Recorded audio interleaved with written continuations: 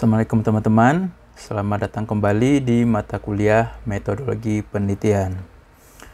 Pada minggu yang lalu kita sudah membahas tentang perumusan masalah dan perumusan tujuan penelitian.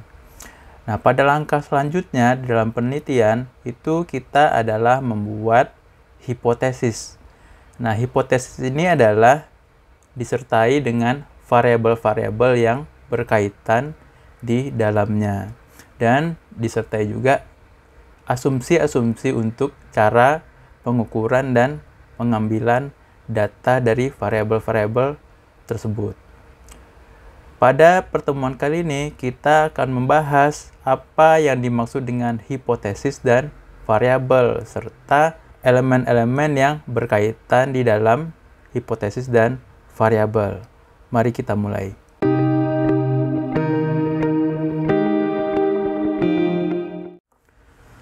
Kita mulai dengan definisi dari hipotesis.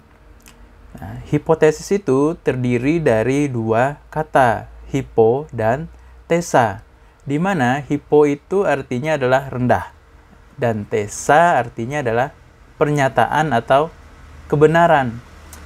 Jadi kalau kita gabungkan dengan definisi dari etimologi, maka hipotesis itu berarti pernyataan kebenaran yang masih rendah atau suatu pernyataan yang kebenarannya masih rendah.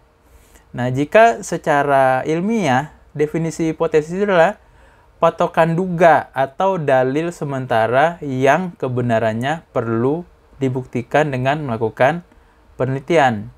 Oleh karena itulah penelitian itu harus ada hipotesis ya untuk dibuktikan kebenarannya melalui penelitian yang akan kita lakukan. Nah, jadi apa fungsi dari hipotesis itu?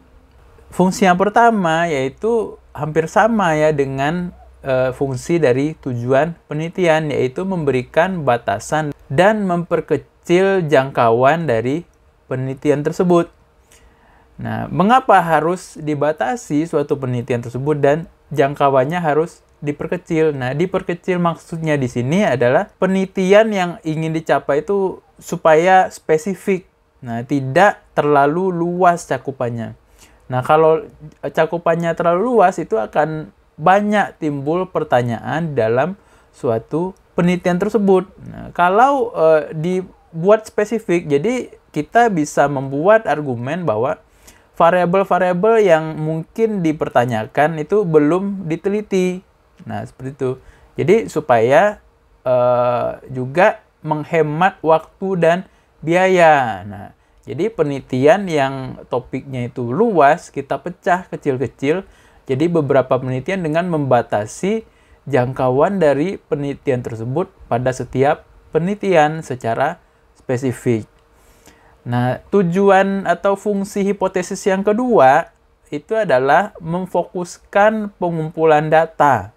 Nah, biasanya dalam hipotesis itu bunyinya itu kan contohnya seperti adanya hubungan antara variabel A dengan variabel B. Nah, begitu kira-kira contoh bunyi dari hipotesis. Nah, dari contoh itu kita bisa lihat ada kalimat adanya hubungan. Nah, seperti itu. Nah, berarti bagaimana mengumpulkan data untuk mencari sebuah hubungan? Tentu kita harus telusuri metode apa yang bisa dipakai untuk menganalisis suatu hubungan variabel. Nah, contohnya kalau dalam hipotesis itu ada uji korelasi Pearson. Nah, bagaimana cara mengumpulkan data untuk uji korelasi Pearson? Nah, misalnya kalau uji korelasi Pearson itu jenis datanya harus interval atau rasio misalnya. Berarti data yang dikumpulkan harus mempunyai alat ukur atau satuan ukur. Nah, kalau misalnya subjeknya bukan berupa ukuran, nah kita bisa sesuaikan bagaimana cara menganalisis atau menguji hubungan tersebut. Nah, itu kita sudah pelajari dalam mata kuliah biostatistik.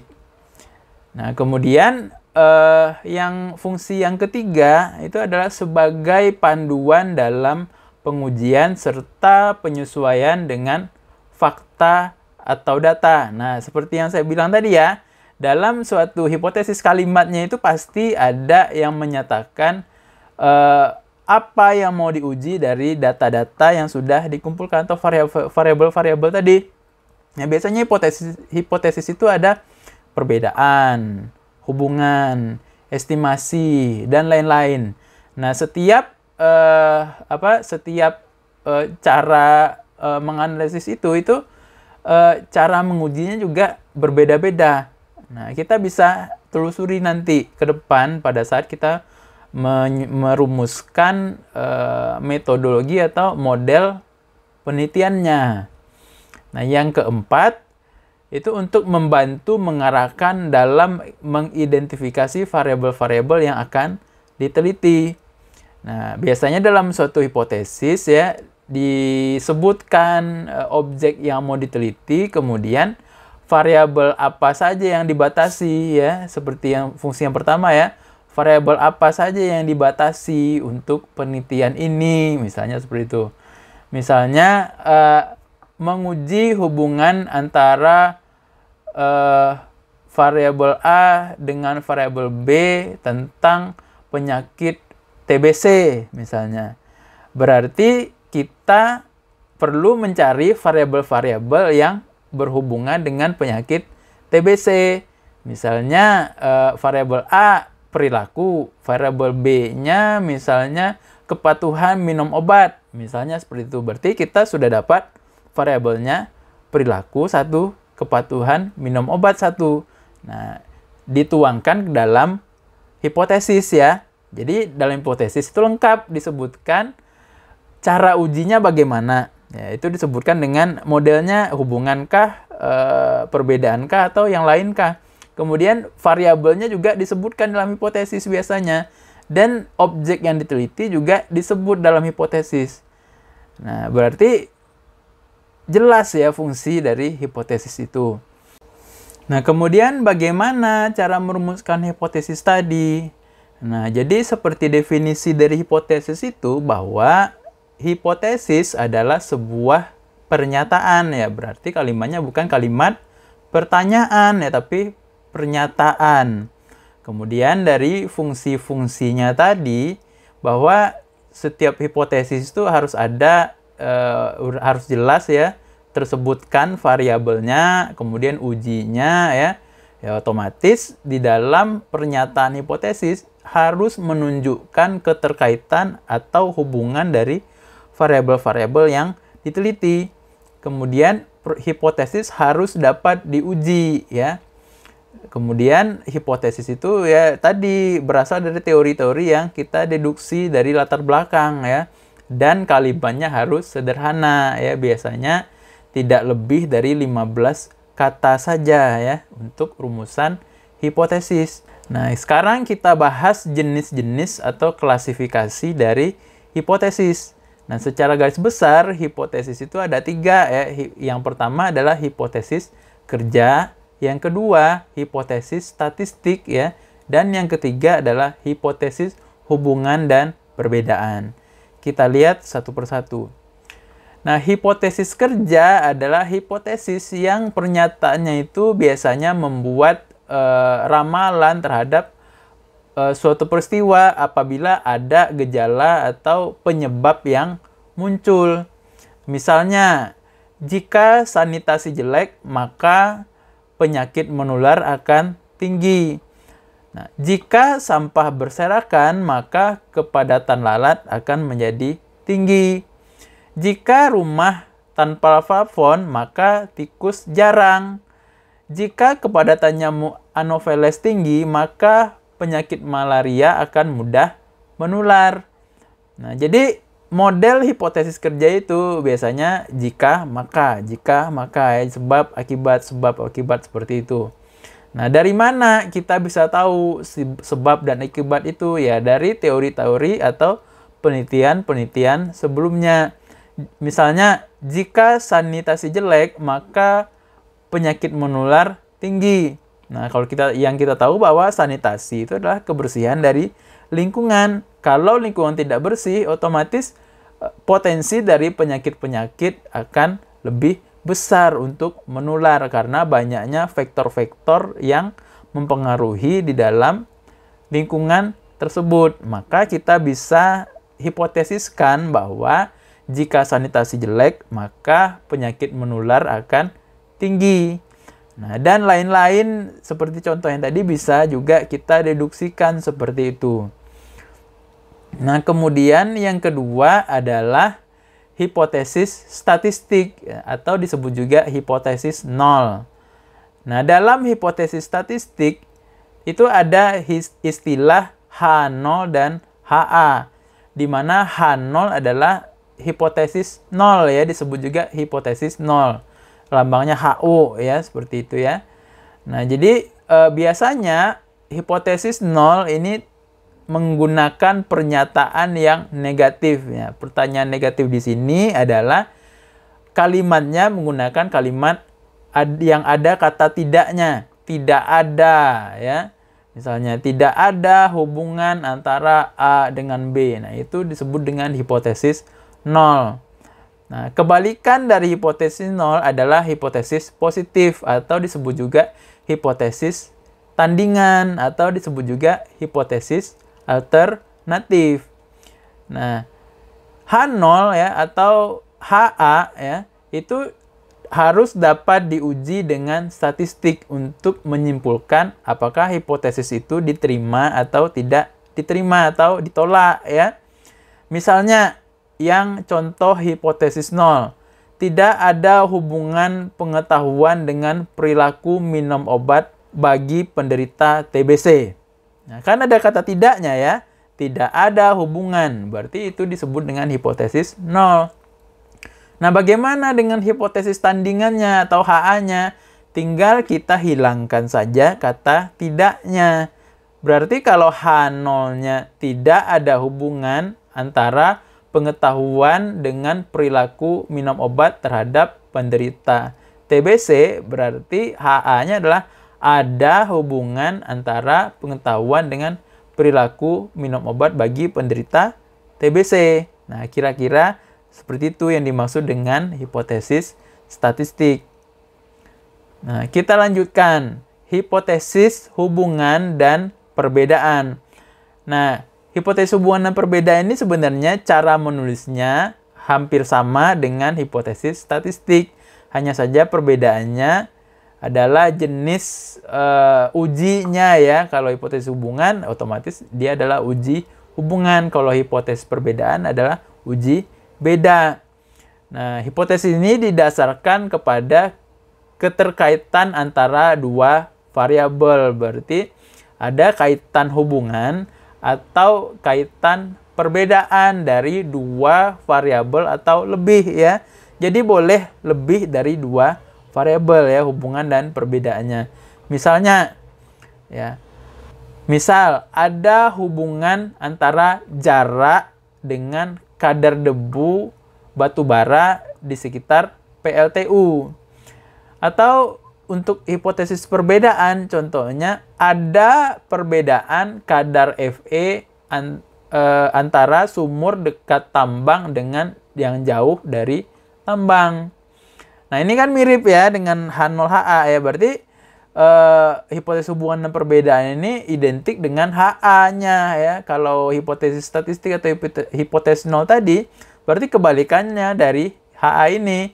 Nah, kalau kita buat H0-nya, kalau ada hubungan jarak dengan kadar debu pada PLTU, berarti H0-nya adalah tidak ada hubungan.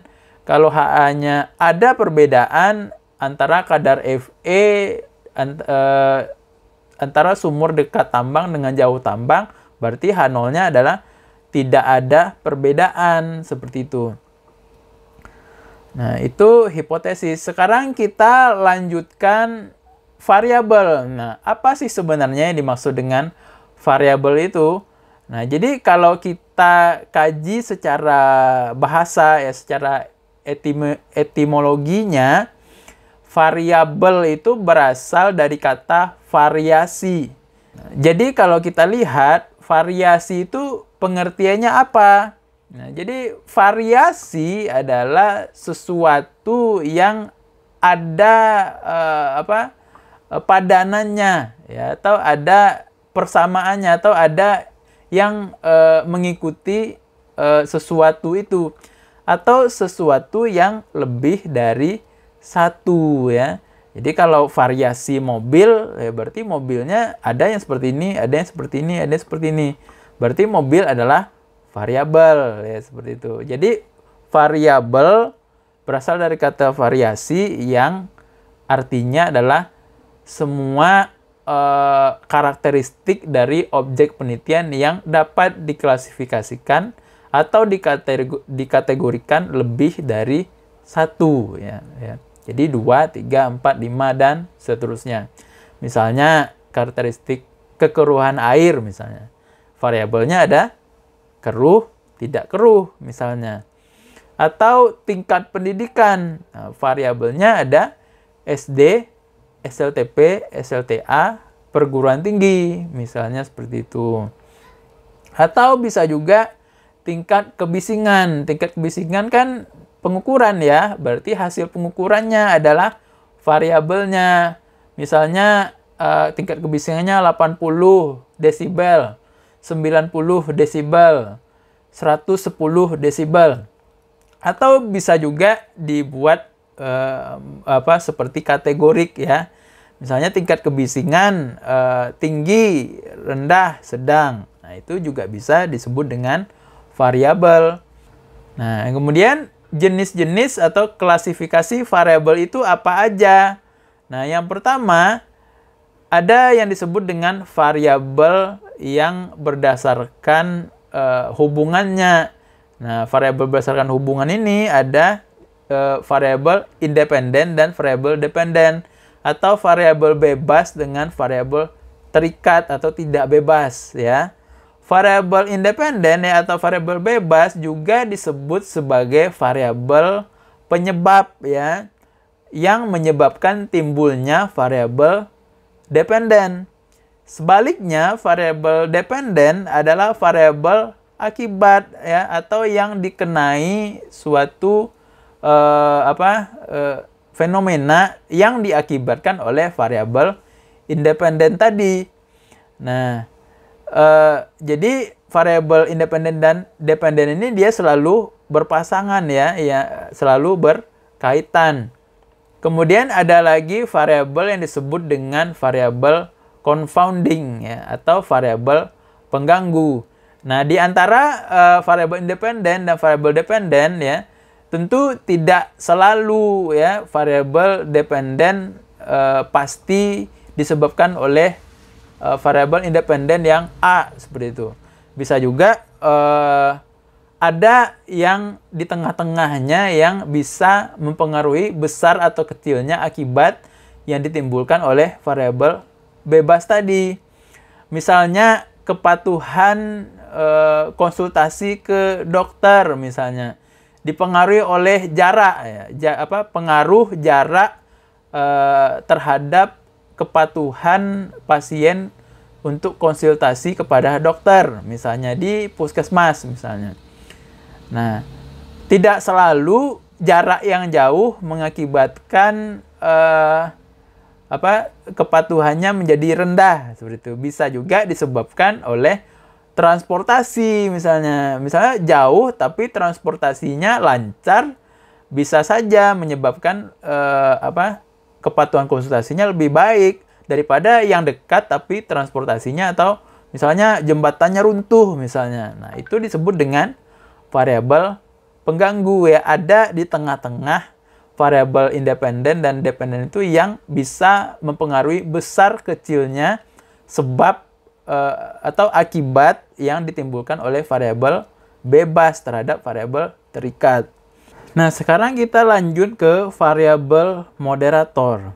Nah, variabel moderator ini adalah variabel untuk membedakan jenis, ya, atau tingkat peranan suatu variabel bebas terhadap variabel terikat atau variabel akibatnya.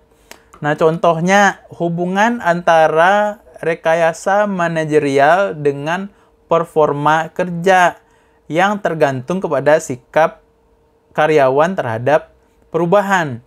Nah, kalau sikap karyawan terhadap perubahan positif, maka semakin banyak pula rekayasa manajerial yang dapat dilakukan.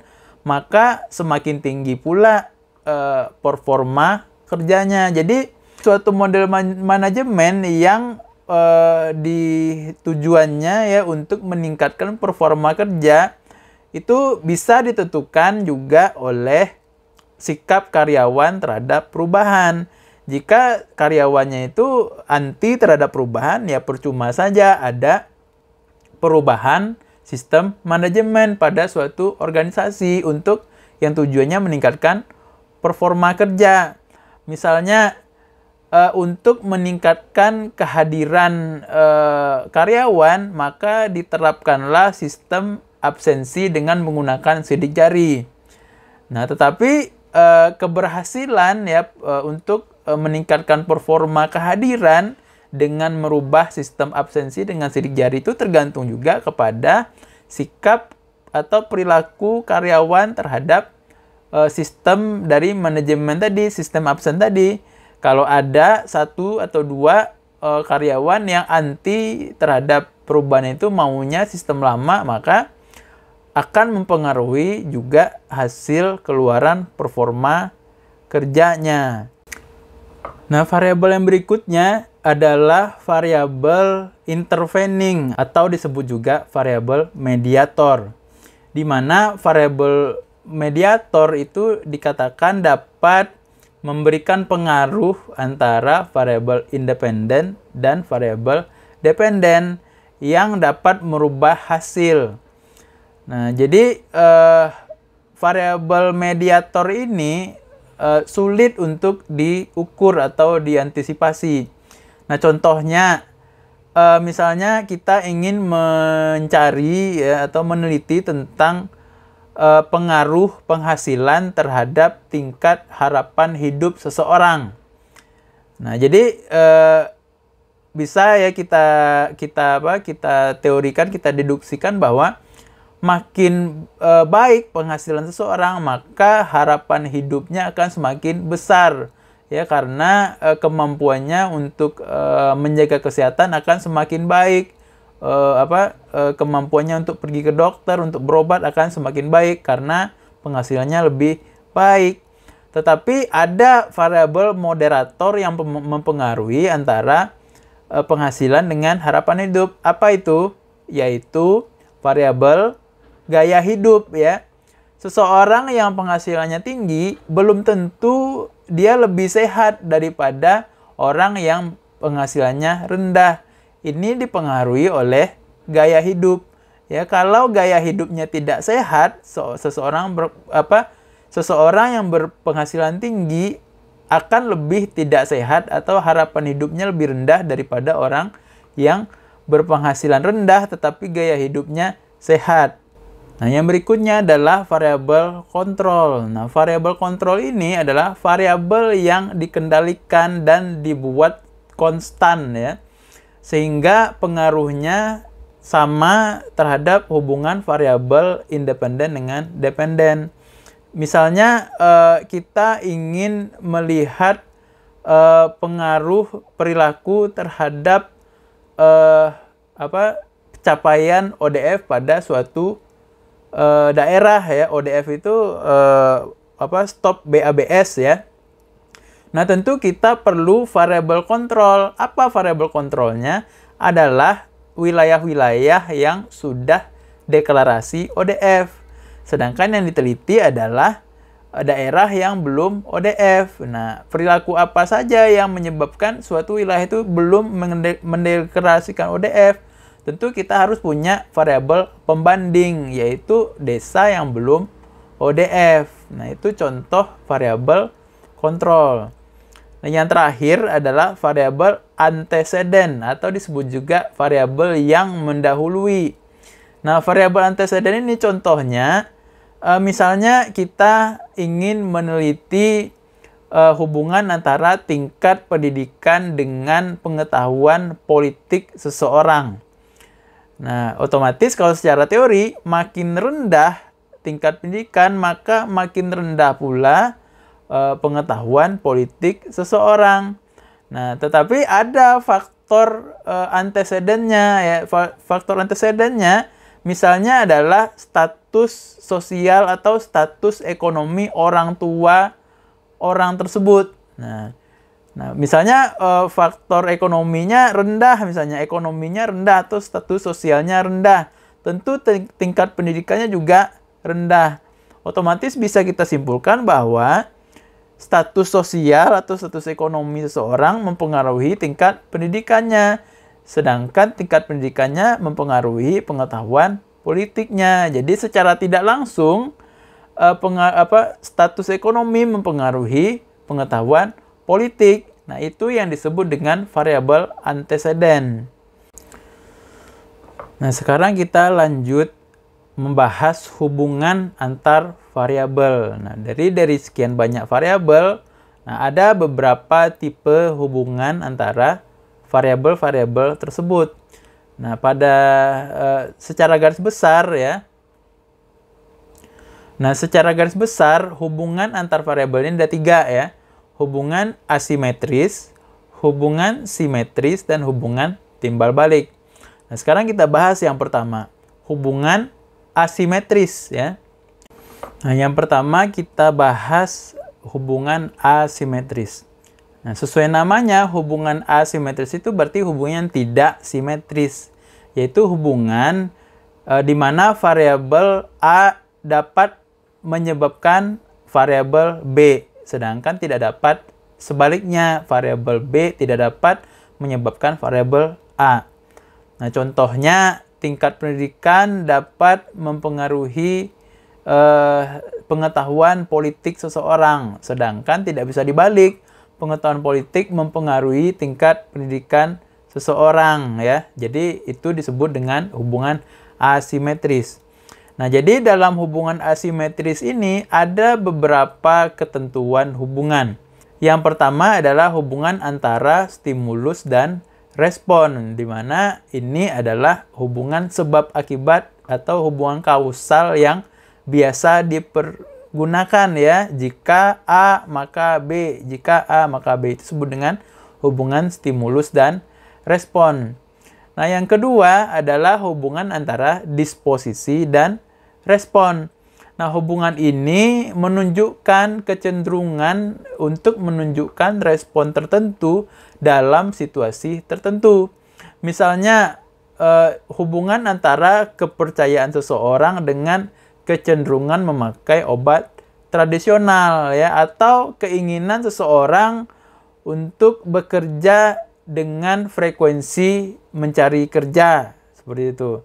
Nah, jadi suatu akibat akan muncul pada keadaan tertentu saja. Kalau keadaan itu tidak ada, berarti akibat tidak akan muncul. Nah, yang ketiga adalah hubungan antara diri individu dan disposisi atau tingkah laku.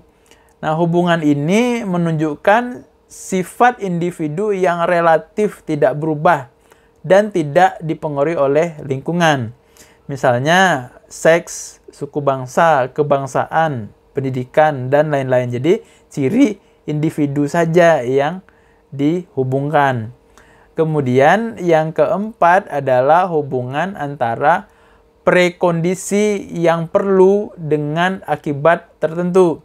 Misalnya, pedagang kecil yang berkeinginan untuk memperluas usahanya, diperlukan persyaratan pinjaman bank yang lunak. Atau bisa juga hubungan antara kerja keras dengan keberhasilan jumlah jam belajar dengan nilai yang diperoleh. Jadi ada kondisi-kondisi tertentu ya, atau prekondisi ya, atau dikondisikan sesuatu itu sehingga dapat menyebabkan akibat yang diinginkan. Nah, itu disebut dengan hubungan antara prekondisi dengan akibat tertentu. Yang kelima adalah hubungan yang imanen antara dua variabel. Nah, hubungan ini menunjukkan terdapat suatu jalinan yang erat antara variabel satu dengan variabel yang lain. Misalnya ketika suatu organisasi besar, maka peraturan yang diterapkan semakin ketat. Nah, jadi hubungan itu biasanya terjadi secara alami pada saat suatu kondisi itu terjadi, seperti itu ya. Makin besar organisasi, maka peraturan semakin ketat. Nah, itu disebut dengan hubungan yang imanen ya. Kemudian yang keenam adalah hubungan antara tujuan dengan cara. Nah, misalnya penelitian tentang hubungan antara kerja keras dengan keberhasilan.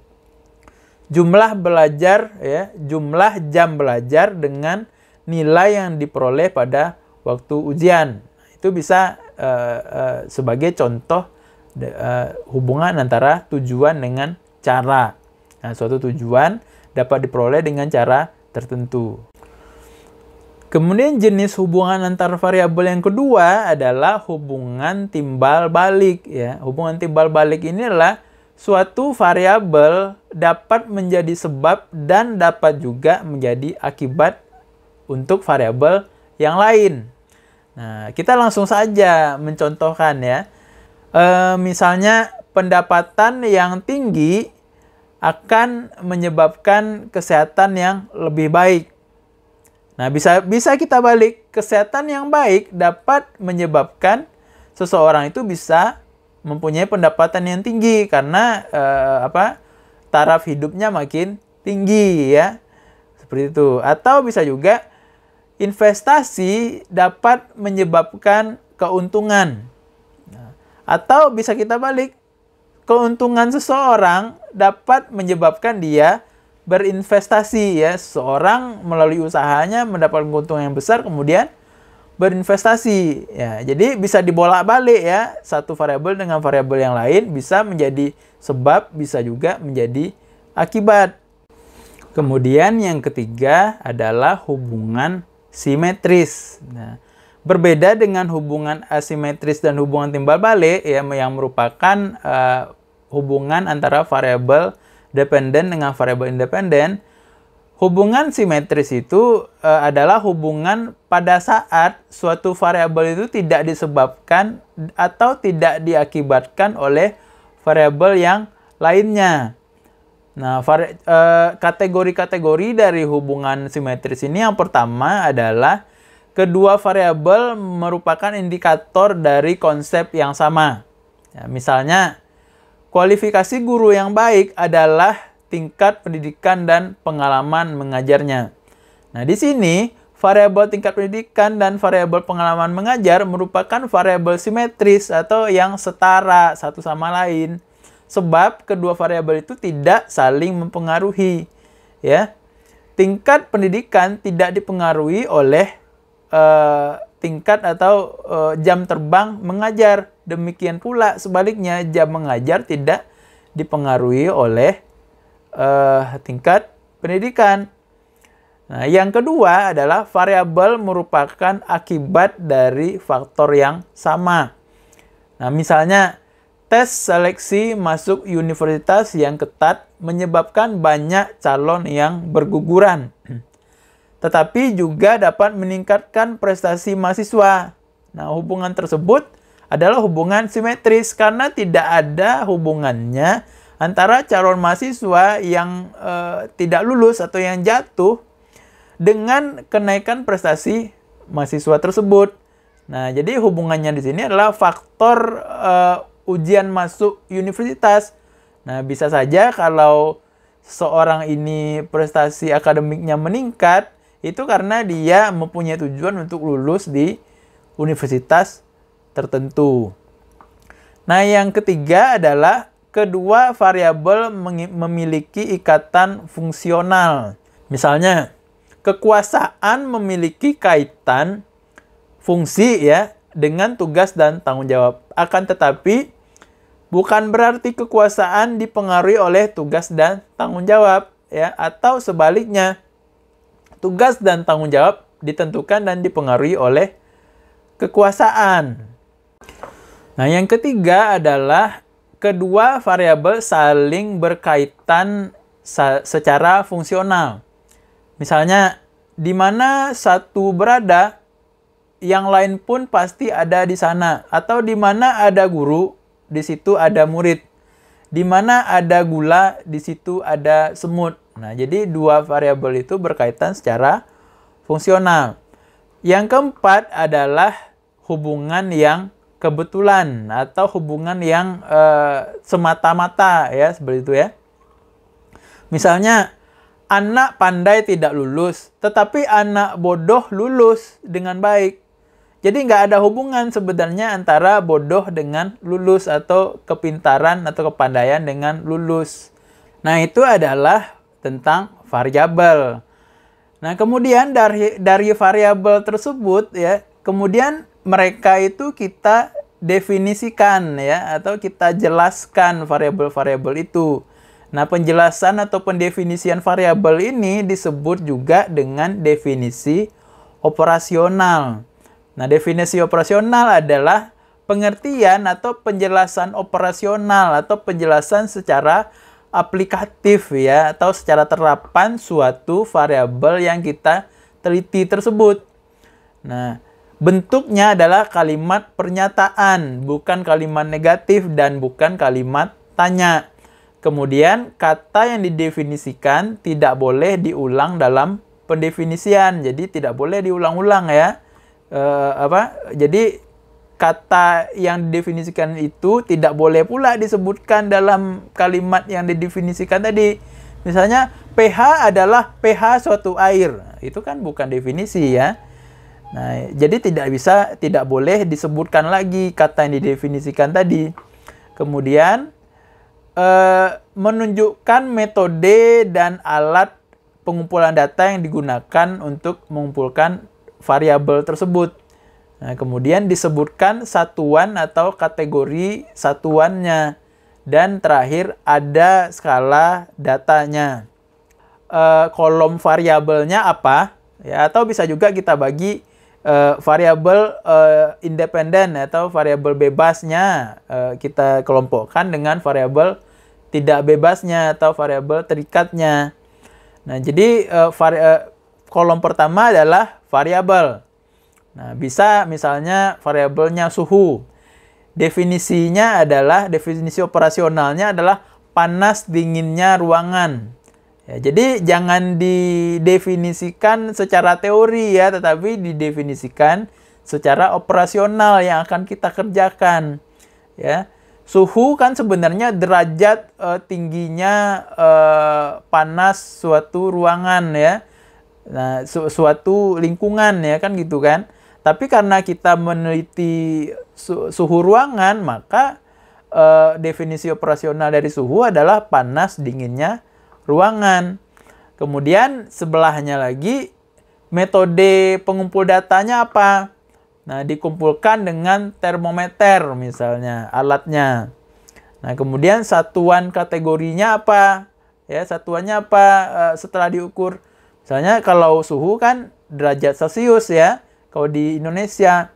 Kemudian skala data dari Celcius itu apa? Nah, kita sudah belajar ya di biostatistik ya, bahwa skala data dari suhu adalah skala interval ya. Kemudian variabelnya apa lagi? Volume bak misalnya. Nah, besaran definisi operasionalnya lah misalnya besaran isi bak penampung sampah. Nah, jadi kita jelaskan ya baknya bak apa? Bak sampah di sini. Nah, volumenya volume apa? Volume bak sampah. Kemudian apa yang mau diukur dari volume itu? Bagaimana cara mengukurnya? Itu berarti mengukur menggunakan meteran misalnya. Ya, satuannya liter misalnya atau sentimeter kubik. Skala datanya rasio. Nah, apalagi contohnya misalnya perilaku kerja misalnya. Perilaku kerja baik, sedang, rendah misalnya, tinggi, sedang, rendah, perilakunya baik, sedang, rendah misalnya gitu.